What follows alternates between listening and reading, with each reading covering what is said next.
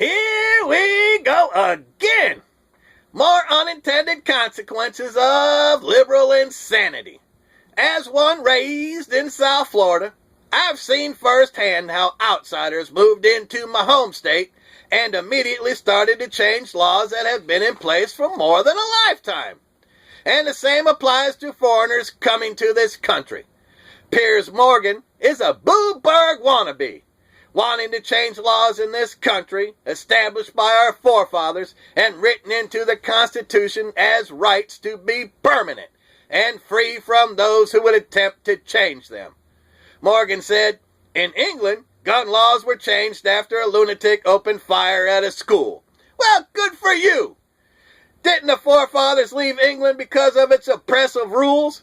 How is it in a land governed by a constitution instead of a monarchy we are subject to the criticism by those who are from the same place the founders fled?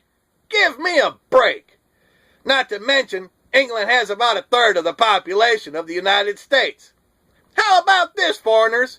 Don't come to our home and tell us we need to be more like you, when you are the ones with your oppressive rules we left behind over 240 years ago. Good grief. It would be better that you return to the land that shares your liberal insanity. Go home if you don't want to share the same freedoms given to us, not you. We don't want to be like you. This is our home, unique to the world. Praise God. Go home, Piers Morgan. Good grief.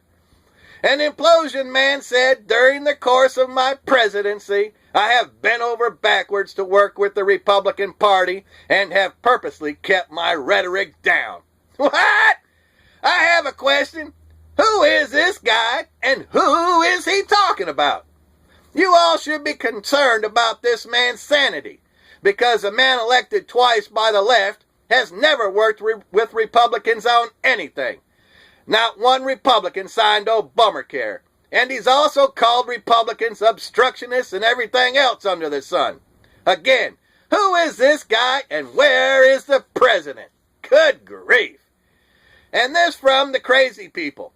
ABC News reported Wednesday, a study finds Oreo cookies are just as addicting as cocaine. Oh no! Good grief!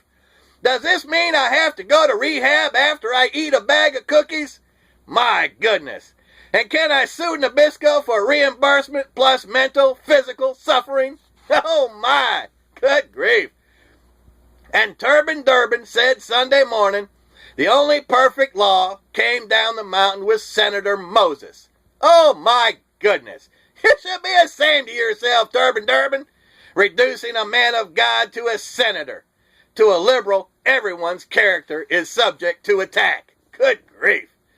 And the liberals on ABC were talking about the Tea Party Republicans this Sunday morning. One on the panel said, it's actually a large number of Republicans who voted no to fund the government, and that should worry all Americans. Well, isn't this interesting? All Americans should be worried of us. Then we're on the right path if the establishment sees us as a threat to their agenda. For once, they can see the truth. My goodness. The only ones who should fear the Constitution and Bill of Rights are those who oppose to it, because we represent the intent of the founders of this one-of-a-kind great nation. My goodness.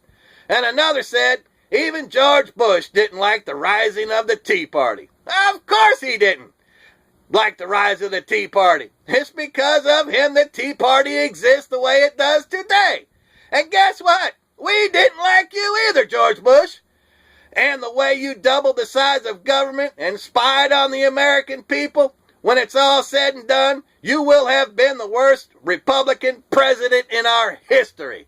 And here's a shout out to your brother, another Bush, Jeb. Sup, Jeb? Do us a favor and stay home, 'cause you can't win without us. Good grief. I urge all of you to check out heritageaction.com. That's all.